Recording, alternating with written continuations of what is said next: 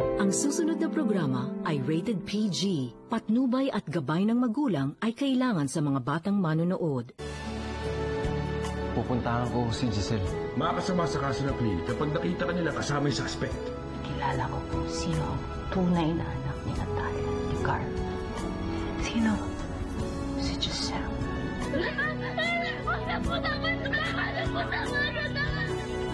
Banta siya sa kaligayahan ko.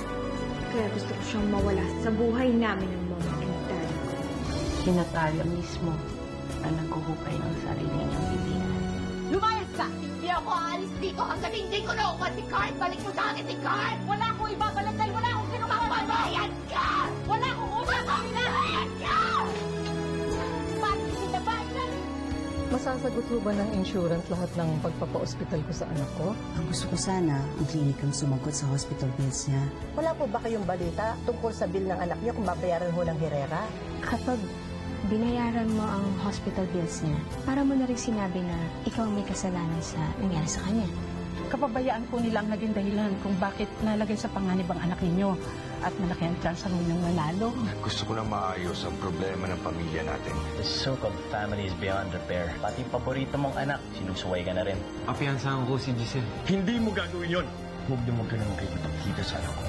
Sumama ka na kay Sir Giorgio. Giselle! Huwag ka na rin babalik dito. Giselle!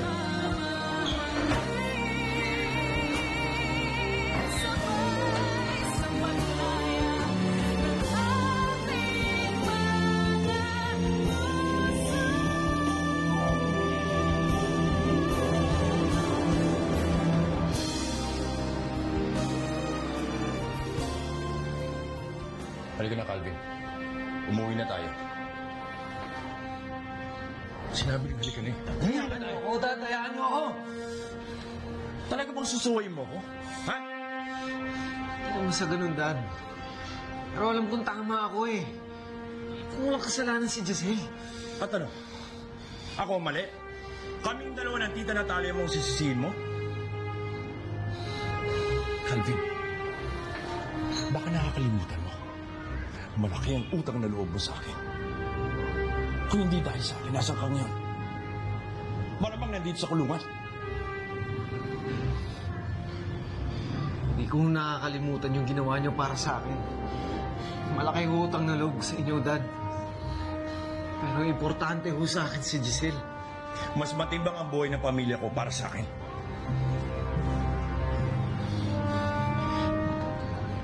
Naikiusap ako sa inyo, Dad. Tigilan mo na to, Calvin. Dalawa na rin pupuntahan to. Sumunod ka na lang sa akin. Halika na. Umuwi na tayo.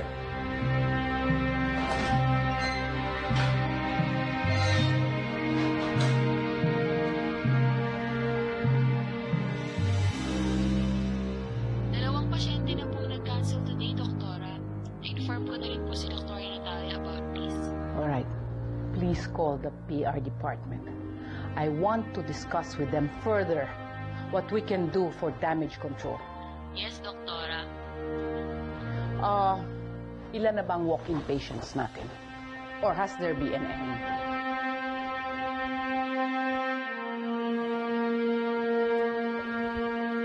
Hi, Dad.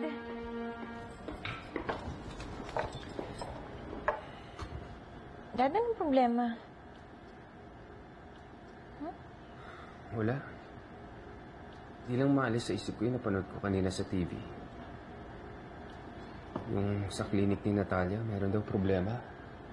Eh, gusto ko sana siyang tawagan, pero alam kong busy siya. Ano ba talaga yung nangyari? Ay, nako, Dad. Alam mo, yung Giselle na yun yung may kasalanan eh. Si Giselle. Pero alam mo, parang hindi ako maniniwala eh.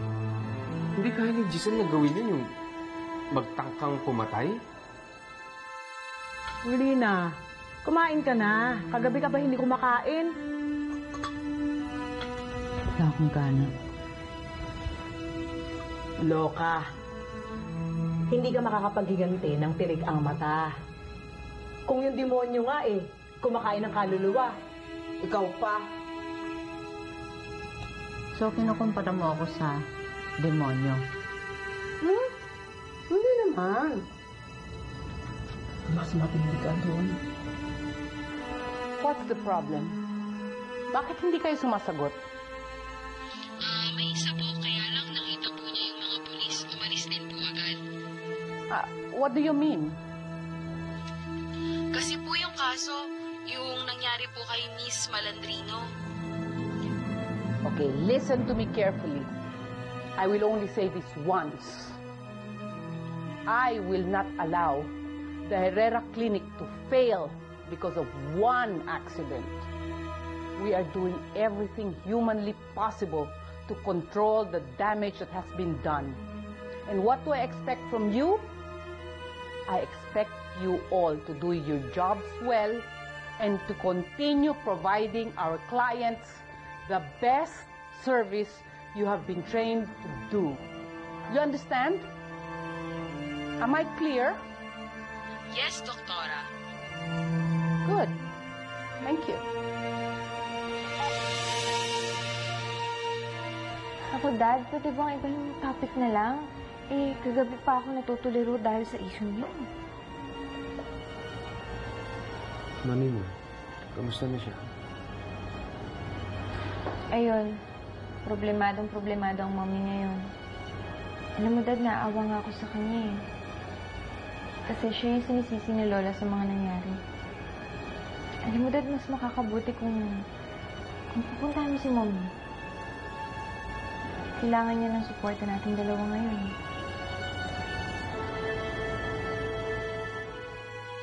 Pwede nating i-reschedule ang operation mo kung yan ang gusto mo. Hindi naman kita mapipigilan eh.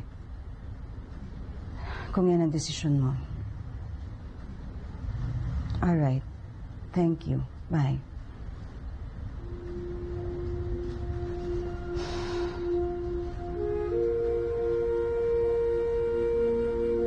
Calvin? Halika. Upo ka.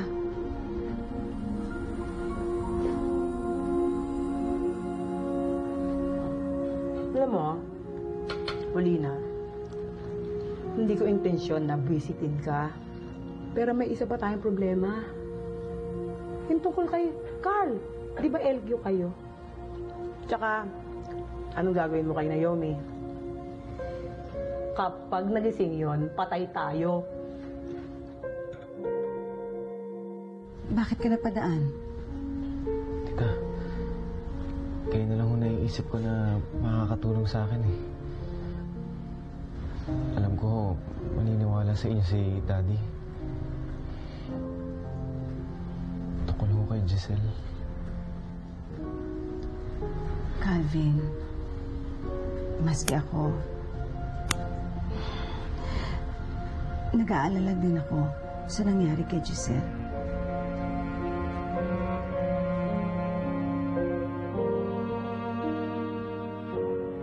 Diyos ko, sana po mapatawad ninyo ako sa ginawa ko sa kaibigan ko.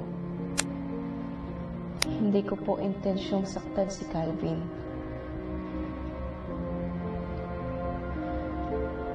Pero alam kong lalo lang siyang mahihirapan kapag patuloy niya akong tinulungan. Bakit po ba lagi kong dinadala sa kapahamakan ng mga taong nagpapahalaga sa akin? Si Tatay.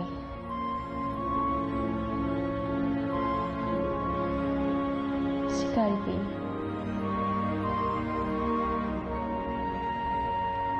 Baka po ito ang tamang lugar ko sa mundo. Malayo sa kanila para hindi ko na sila masaktan. Bakit naman kasi nabuhay pa ang babaeng yan? Ganun talaga. Malakas ang kapit kay Lord eh. Anong gagawin mo? Akong bahala. Kaya ko silang pagsabay-sabayin lahat. Dahil ho ba, alam niyo na wala siyang kasalanan? Bakit ho wala kayong ginagawa? Dahil ho ba natatakot kayo? na madamay ang clinic. Masira ang pangalan niyo. Ano ba yung pinagbabayaran ng buhay ni Giselle ngayon? Tao, mahal ko. Mahal ko si Giselle, tita.